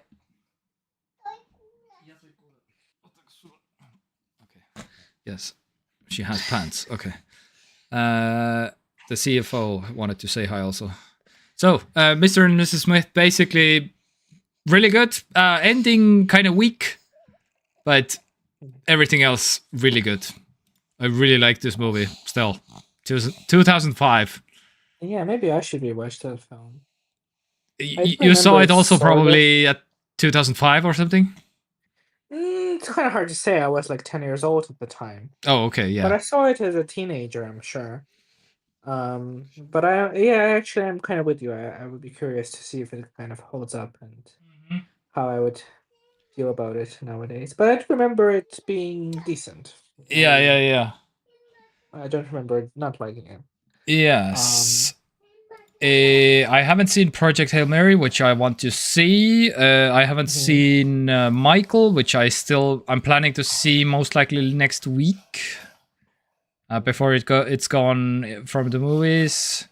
I have catched up because it's Halt and Catch Fire. On Halt and Catch Fire, I am episode 5, I think. So basically, I have 5 episodes left until the end of this. So because of for this show. So again, I will do the 5 episodes and then I will like do a conclusion on this show. But nothing else, I don't think. Yes. Did I see anything else? No, I don't think. Yeah. How about yourself? Any other TV shows, movies? Yes. So another TV show I have finished as much of it as is available is Wednesday. Oh yeah. Okay. Based on the Yeah. Adam's Adam's Family. Family IP, I guess. Mm-hmm. This show is excellent. I'm a fan. I'm a fan of the show. I'm a fan of Wednesday herself. I feel like I feel seen. I feel recognized. Okay. I did not think that at the age of 30 I would find my like spiritual animal, and that would be this iteration of Wednesday Addams. Okay. Yeah, the show is very good. It's like supernatural, sort of like horror themed, but not really horror. Like Dark detective, fantasy. sort of dark fantasy detective, sort of like murder mystery kind of thing. Mm-hmm. It's focused on Wednesday, but it basically has all the Addams Family characters in it at some point or another. And yeah, I just think it's very good. The tone of it is good. I mean, they couldn't find a better person to direct it. I think it's directed by Tim Burton. I feel like he was born to direct something like this. Mm-hmm. So he just gets it. He gets the tone and the vibe and the aesthetic of the source material. And yeah, I don't really have anything negative to say about it. All It's right. very entertaining TV. So, well, I guess Netflix sometimes makes a decent television show. So there's 2 seasons as of right now, and I think there is going to be a third one. And Yeah. hopefully, fingers crossed, it will be the last one, and they will end it as opposed to canceling. Not that I want it to end, but I just don't want it to become the never-ending Yeah, yeah, yeah. milking of the show until it's canceled Oh, yes. situation. Yep, yep, yep. Because it's genuinely good, and I think it deserves to be, finished. Mm-hmm. And the most current and contemporary and important thing that I've seen, actually went to the movies to see, is Devil Wears Prada 2. Oh, okay. Yeah. A Some sequel to, 20 plus year old film. Yeah, yeah, yeah. I heard about it. Yeah, like 20 years ago. It's coming back somehow. And what? Okay. All right. So Um, 6.9 on IMDb. Would you oh, agree? really? So low? Yeah. No, I actually thought it was very good. It's very different from the first film. Have you seen it? Uh, The first one? if I have, I don't remember basically, Mm, okay. but maybe. It's yeah, it's different, but I think it may be better than the first film, but it's different. So the first film was about like this fresh out of college ingenue girl Mm-hmm. with like mega large aspirations and to become a journalist and to make a difference, you know how it goes, Mm-hmm. who finds herself in this fashion publication. Don't remember exactly how they just happened to happen. Exactly, I haven't seen this movie in a long time. Mm-hmm. And so that's where they meet Meryl Streep, who plays this like editor of this magazine, fashion magazine, Yeah. who is a bit of a bitch, very bossy, unpleasant, kind Mm-hmm. of, but still sort of like a mentor, I guess, Okay. Yeah. to her. I would still say that she has like a positive impact on her, perhaps, but like in a way that is doesn't really feel positive all the time because she's like intense and not really likable. Um, but a person who has spent much time working in the industry, who's seen all of it, Mm-hmm. who knows it inside and out, and that's kind of like the vibe. So in this film, and then they work together, they fall out, she leaves. Spoilers for 20-year-old film. The engineer leaves the company, and then moves on to pursue other things in journalism that is not fashion related. And so basically, in this film, all the characters are back. The Mm-hmm. movie starts with her, with this ingenue, who, I mean, in universe, it's been also like, well, I don't know if it's exactly been 20 years necessarily, but Mm-hmm. it's been a long time since, Mm-hmm. between the two films. And the film starts with her and her team of people she's working with in some magazine or newspaper or something getting laid off Yeah. because it got new owners and they want to, whatever, uh, raise their efficiency, restructure, and employ fewer people and pay them less money and maybe, I don't know, use some AI generated articles or something to that effect. So it's very contemporary in that sense. Mm-hmm. And so things happen and they all are kind of brought together again, all the characters from the first film. But it's not so much about fashion necessarily, although it's still like a major part of it because it's like a fashion um, media outlet. But it's more about the reality of working in media in the year 2026 and how it has changed since 2006. Mm-hmm. Okay. And yeah, I thought it was quite poignant actually. I thought it was sad because it's sad to work in media in the year 2026. Uh, yeah. And they don't really hide it necessarily because, the magazine that they worked for is no longer a thing. Mm-hmm. It still has the same name, but it's no longer a magazine because people don't read magazines anymore.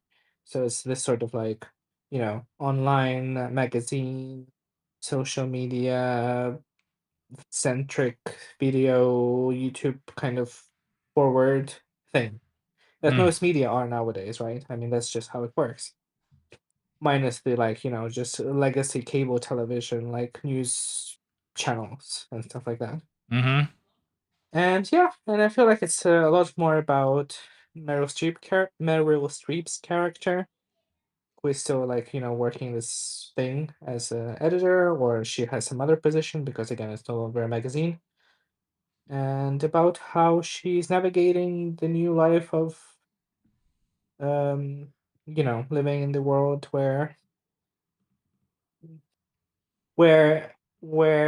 companies are getting sold and bought by people who don't really know first thing about Yeah, the yeah, thing yeah. they're selling So, and buying, so the real and then world. in the real world, yeah, and about changing it in the way that they think is best without actually knowing anything about the thing that they're changing. And it's also about her, being of a certain age, of course, both her in real life and in character, Mm-hmm. Meryl Streep, and about her probably leaving at some point soon. Mm-hmm. It kind of has a little bit of an open-ended ending, I don't think there will be another sequel because there's no point to have it. But she'll probably be leaving at some point soon, retiring. And yeah, it's about her like, you know, having worked in the industry for a long time and leaving it in a place that is significantly worse than it was when she started.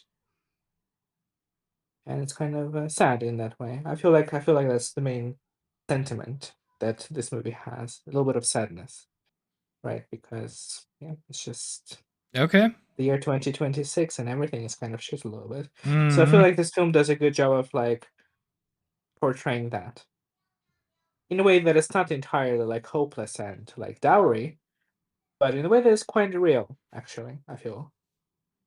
Yeah. And important to discuss, I mean, how many people who work in media and journalism have lost their jobs in the last 10 years, Oh yeah. because of restructurings and AI generated articles and whatnot. Oh yeah. And, yeah. Yep. That's how it works. Yeah. Anything else? Mhm. All right. Then let's do the gaming. So this week we have the game deal of the week of I don't know, Odd Sparks. An automation adventure is for free on the Epic Game Store, Mhm. and it's very positive on Steam. It's Okay. 30 euros on Steam right now, but Epic Games Mhm. is for free. Looks like Cool. cute, yeah, building simulator, co-op, single player, yeah, building simulator thing, RTS type of thing. Mhm. And what? There was another one. Damn it, it's already over. But Hogwarts Legacy was also like just yesterday was for free, but now right now it's gone. Oh, But Hogwarts bummer. Legacy has been like many times for free now. It has Uh, been, yeah. for some reason I don't know why, but they are they really like to give away this game. Steam, Gonna but announce the sequel soon, perhaps? maybe I don't know. Yeah. So shall we talk about vampire crawlers? It's Let's see. I don't know. So You have played a lot of it. I paid on day one, as you can tell. I didn't Mhm. honestly. I didn't know that we can both cannot play it at the same time. That's a kind of weird limitation. I feel like, but You yeah, think? I don't I know. mean, it sort of makes sense to me. You're I like sharing a game with someone, so I it kind of makes sense. guess.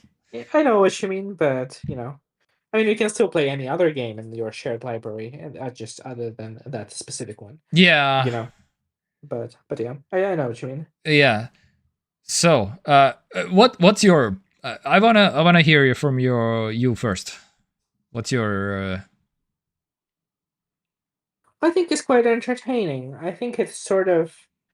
uh, by and large, sort of manages to convey the spirit of Vampire Survivors into this new format, which is like what, first person dungeon crawling and card battling, right?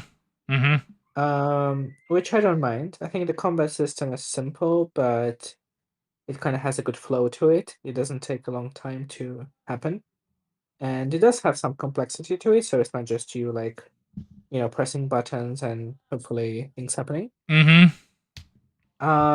It does have some things. Maybe I haven't unlocked these things, so maybe you can then tell me. But it does have some things that are missing from the game compared to Vampire Survivors. For example, I feel like this game could benefit from some sort of like bestiary or something, right? Which was kind of a thing that existed in Bestiary? Vampire. Yeah, like some sort of catalog of all the different monsters you can encounter, and have some like short, paragraphs about them and what they are and stuff like that. Oh, Just like some like other facility in town that would have that, you mean like like a menu like option where you can see all the monsters and stuff? I mean, that's sort of. I think in Vampire Survivors it was like Yes, there that. was. Yeah, Yeah. There was like a yeah, thing. yeah, yeah. Yes, Yeah, no, that like for example, something is like that. missing as far as I can tell. Unless it's like when you 100% complete the game, and maybe then you will see all Right, the but that thing. But kind of makes no point, no sense to have it be in the game, right? yeah, yeah. I'm trying to remember if there were any completely new monsters that weren't in Vampire Survivors, but Yeah, probably not. I don't But think so. I think they, yeah, even the I don't want to spoil maybe, but even the is it the spoil? Even the final boss is in in Vampire Survivors also. I'm not You sure I know don't know. what you're talking about. Sorry. I'm not sure I know what you're talking about. I mean, like the death, or Uh, is it not the final boss? Or I don't know. it as far as I can tell, it's called the final boss is called the Trickster. Oh, I don't know what that is then. I mean, I guess I Yeah. haven't played that much Vampire Survivor then. Oh yeah, the Um, death. Oh, you mean the. Oh, haven't you been killed? And you haven't you been like yeah, yeah. but I That's think in Vampire Survivors there's a way to kill it, right? yes. Oh yeah. Fun fact. I defeated the final boss. I didn't get the achievement, defeat the trickster. I was pretty sure. Yeah, pajama, yeah. Totally. Because again, the death is called just orange death or red death, or like those are different colors, and I'm pretty sure they are called, yes, the death basically. So the trickster is yes, that final boss that I fought and I won, but I didn't get the achievement. But also, I think because there was another achievement that I technically did and I didn't get the achievement for it. And so I did it the second time and then I did get the achievement. So I'm guessing this is a bug in the game. That I didn't like get the achievement of killing the final boss, basically. Was the second time you killed that thing different from the first time, or no? No, it wasn't a boss. Like there was an achievement that you have to evolve a certain weapon. Okay. And I did it the first time, yeah. didn't get the achievement. Did the second time the same thing, and then I got the achievement. Okay. But that was like evolving a weapon, basically. But I'm guessing if I defeat the final boss for the second time, I'm getting the achievement. And I'm guessing this is a bug in the game or something. But again, I will probably play this game later tonight, and I will probably finish 100% finish the game, all the achievements and stuff. And yes. Ja, kyys. Emme võtta praegu.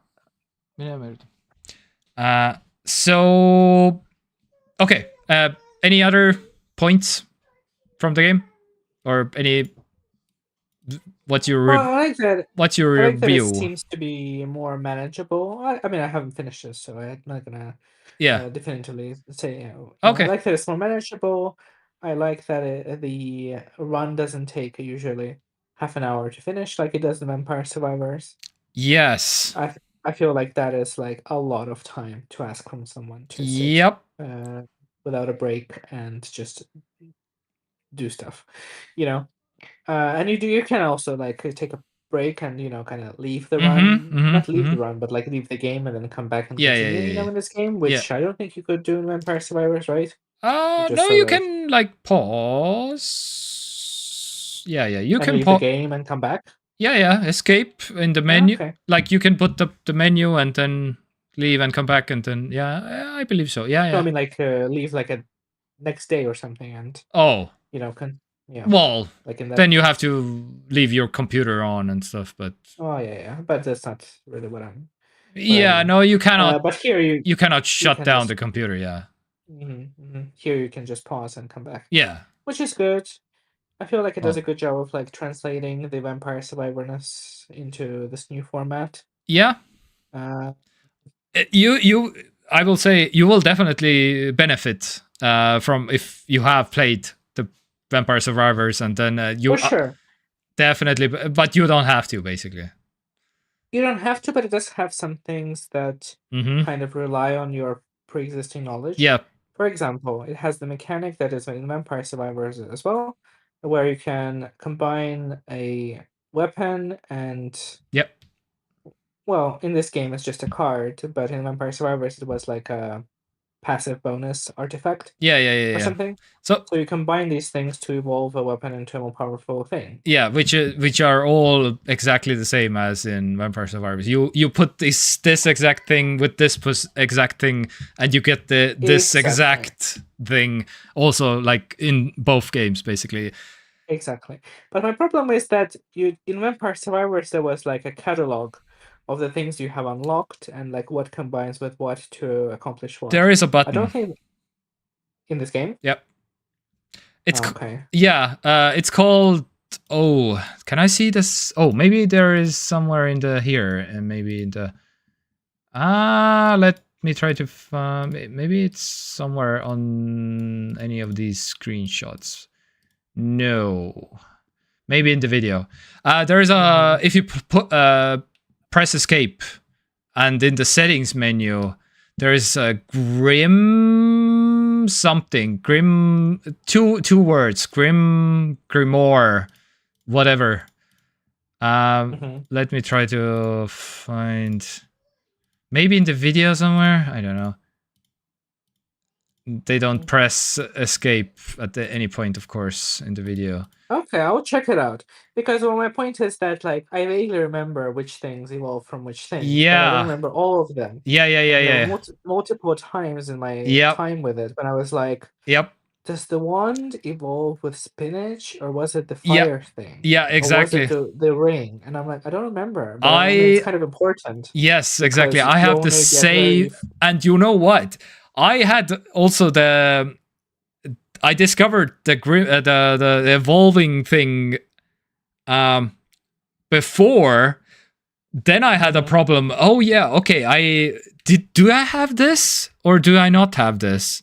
And then I discovered, you can see the deck. There's you can click on there's a small. Oh, can I?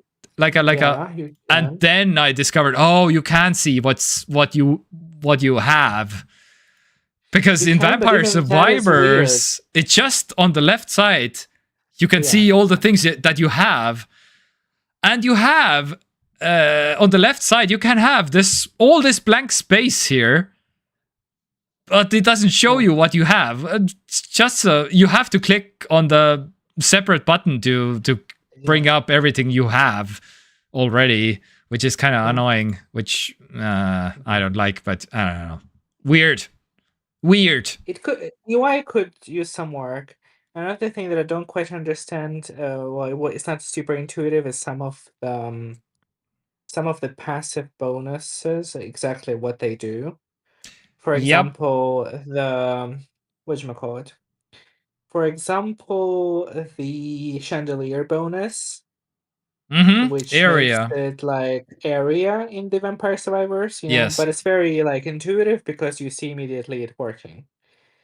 But when it's presented like Yep. that, Yep.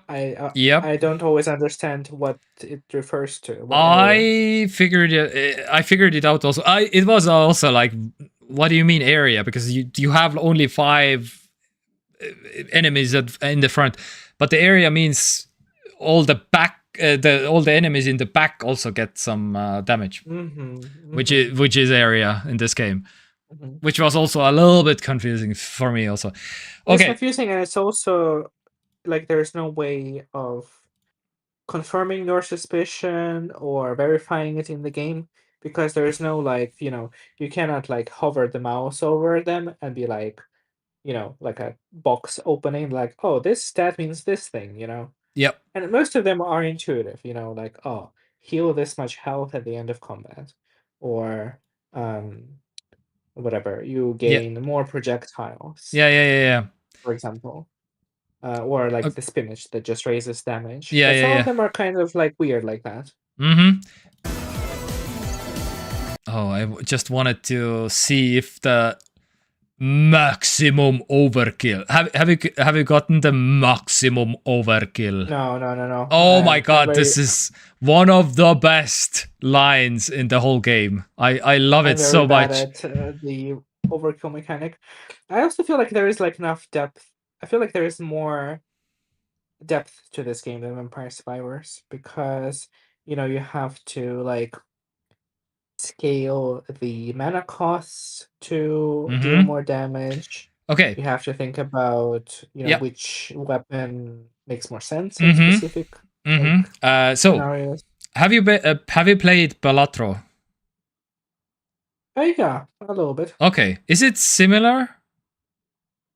Somewhat? Mm, no, I would not say so. Really? Okay.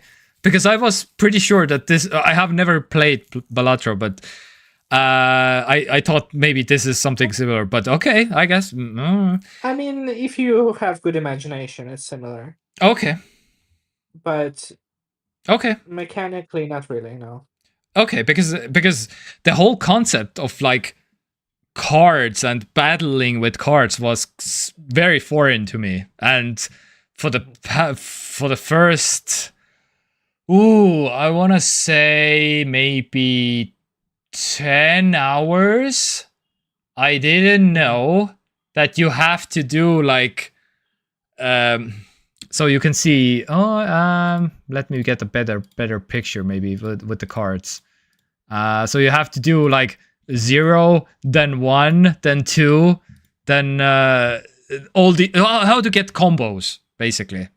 I had no idea that I like suspected already that I saw like, oh, because there's a huge combo number on the right side, and you get like, and I was like, okay, I have no idea what is a combo necessarily, but then I figured out in the middle of the game like, oh, it's numbered. It's like 0, 1, 2, 3, 4, 5, and then it like super mega high, and that's how you. But yeah, for the first 10 hours I just, okay, card, click, done damage, okay, and I played this game like this basically, and then I figured out, okay, combos, I guess. Well, yeah, that just goes to my point of it not being always very intuitive. Yeah.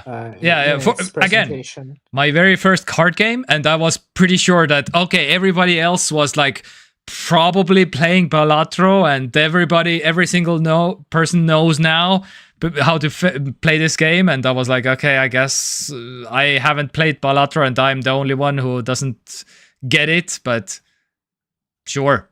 But again, I figured it out, but it wasn't like super intuitive how to do combos, which is the most important thing in this game. Basically, you cannot progress otherwise. Basically, yeah, necessary. But I mean, I feel like these are still like kind of minor things. I still think that overall it's very fun. It is very fun. I really enjoyed the first 10 hours. I really enjoyed. Like, even though I didn't even get it. Like, I saw the characters, card fighting, very nice. Cool, this whole new world that I need to learn and explore. I was very into it. When I hit like hour like 20, I want to say hour 20, then I was like, oh, you cannot, like, I discovered that you cannot do like infinitely combos, basically. So the game actively prevents you from doing like infinite combos if you have the right cards, and you can build like a deck that is undefeatable, basically. But the game doesn't let you do that. I don't know if I have seen this, but I discovered, so if you do like, I don't know, the same exact combo 3 times in a row or something, then the card like shatters like glass. The card is like a glass shatter is on the card, and if you keep doing exactly that with the shattered glass cards, then the red death appears, and there will be eventually like then one more death appears, then one more. So anyway, it's like a loop. So you cannot win this fight. As soon as one death appears in front of you, then it's all over, basically. So you have to quit, or you will get killed. There's only 2 options. You cannot win this anymore. So you have to restart the game, which was kind of a bummer. Which I was like, really? But then I was like, okay, I guess maybe all the other card games are probably maybe similar or something like that. So maybe this is just a card game thing or something. But it's kind of depends on the developer. Some people like it when people break their games. Okay. Some developers don't particularly like it. Some developers specifically encourage it. It's kind of like all over the place. Okay. So it could also be like a kind of Easter egg thing, like, oh, if you discover like an infinite combo and you can like kill all the deaths, and maybe there at the end there's like a golden chicken or something. Yeah. And that's like an Easter egg or something. I haven't killed the death yet. But I'm pretty sure it can be done at some point. But it's, as far as I can tell, it's like you just do one combo and then the death attacks again. And he one-shots you immediately. So, I don't know. And the death has like infinite health also, probably, because I have revived myself like, I don't know, 5 times in a row or something, and 5 combos in a row, and the death is still standing, and I don't know. No idea how to do it. So we'll see. But yeah, anyway, it's a very fun game. I can very much recommend it. It's fun at the beginning, fun at the end. The middle part was the 20-hour mark where, oh, you cannot break the game completely. And then it was like a little bit of a downer for me. But everything else, good. Very good. Is it better than Vampire Survivors? Oh, I would say no. I would say Vampire Survivors is still better, maybe? It has more depth, I would say. More worlds, more weapons, more like monsters, I believe, also. So everything is more in Vampire Survivors. But again, they will probably develop this way Surely, yeah. way more than it is currently. So For sure, for sure. I'm looking forward to like hundreds of more of achievements on Steam. Then I can like replay this game or something. I don't know. Because again, this has 150 achievements, 161. Vampire Survivors has 200, so about 100 more. 243 has so Vampire Survivors has 100 achievements more than this game. But again, doesn't mean anything. Maybe they will put like develop 5 achievements more, or maybe 50, but maybe I don't know. We'll see. Anyways, recommended from my side. It was very fun to discover and learn a new game again. And that's good. Recurring music, I didn't find the music that catchy also. Vampire Survivors has better music also. Music is a huge thing for me also. I don't know why, but it is a huge thing. The Song of Mana, my favorite song from Vampire Survivors, is missing from this game. Not bummer, but it's okay. The music is okay. But not like me downloading one of the music tracks from Vampire Survivors onto my computer. Great, basically. Anyway. Yeah, that's I have been playing. Nothing else. Have you been playing? Yes. Have you been playing? I forgot. Very briefly going to mention, because I haven't played enough of it. Maybe next week I'll talk about it. I've been playing Diablo 4's new DLC. Ooh. Whatever it's called, Lord of Hatred, I think it's called. It's yeah, it's good. I think it's better than the previous DLC. Is it the best Diablo? What? Is it the best Diablo DLC game? Is it the best Diablo experience so far? Well, I mean, it's the best version of Diablo 4 that I think we've had. Okay. Is it the best Diablo? I'm not sure. I mean, I guess purists will tell you that Diablo 2 is still the best game, but it's very old and long in the tooth, and so I mean, yeah, Have you played all of them? I haven't played the first one. Okay.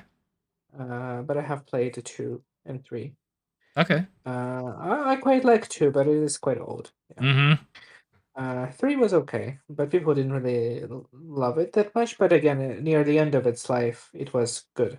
But I feel like Diablo 4 is good for what it is. I've always thought it was good for what it was. It's just that they sometimes make some questionable decisions. I think that this DLC is better. I think the story is a little bit better than the first one. Although I do feel like that Diablo in particular suffers from the sort of Bethesda syndrome. I feel like the Yes. way they present story and dialogue and cutscenes is very sort of old feeling. If that makes sense. Okay. In Bethesda case, it's just like, people staring you dead in the eyes and talking to you and explaining to you the things that are wrong with them and what they want from you. And it's not exactly the same because, as you can see, it's like a different type of game, the sort of like top-down kind of pulled camera. But I feel like with modern technology, they could make the presentation of the story and the cutscenes better. I think Blizzard has super talented cinematics artists. I think they have always been top-notch, and I think they still are. And whenever there's like an actual cutscene in the game that has nothing to do with gameplay or it's not rendered in engine, like just these standard pre-rendered cutscenes, all of those are brilliant. but the way they then do the story delivery in the actual engine is very stiff, because there is a lot of it in this DLC, which I've noticed. Mm-hmm. But it most of the time just boils down to camera zooming in a little bit, Yeah. but not really. Like in the action, and then you just have these like models standing like next to each other, Mm-hmm. and speech bubbles appearing over them, and them just talking about something that's supposed to be super important. But I don't feel like um, the drama of the moment translates because of the way that it's presented. If that makes sense. Okay. But Mm-hmm. it's minor thing because, of course, it's not about the story. It's about killing millions of demons and getting loot. Yeah, yeah. But I feel like, I mean, they have the goods to make it better. But I feel like it would require, a lot of more of investment, and Mm-hmm. Mm-hmm. which maybe they don't want to do, or maybe not for the DLC. But I just Okay. feel like it feels a little bit old. Yeah. But Okay. yeah, the action is good.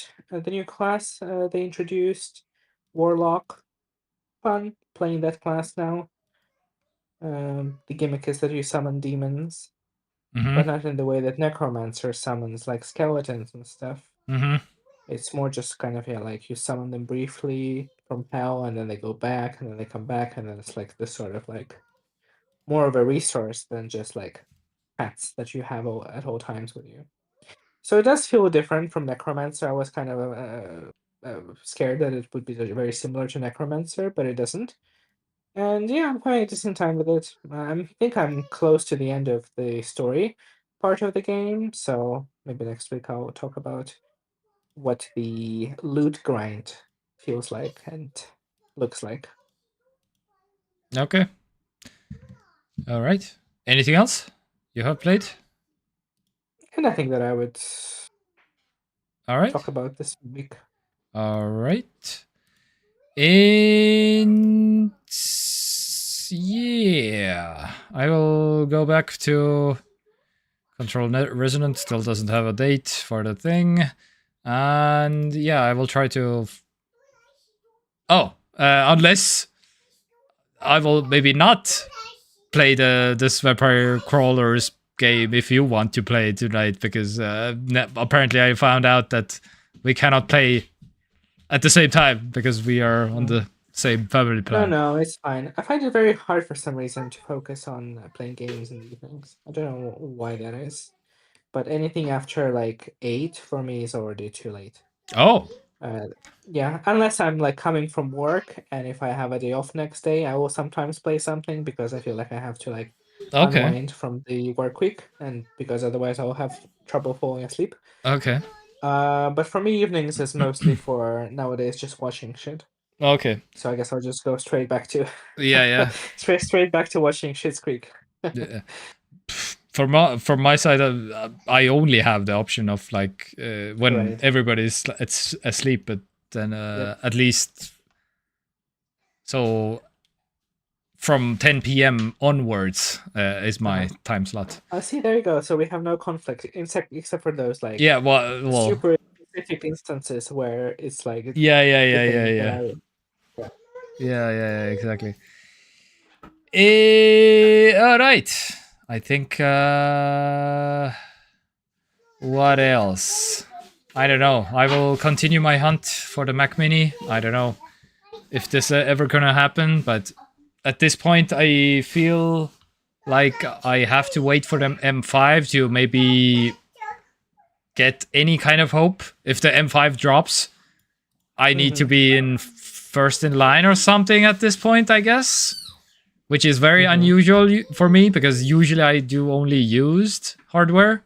But in this case, I think I need to make an exception because, yeah, I cannot get a used old one even at this point. Mm-hmm. My god.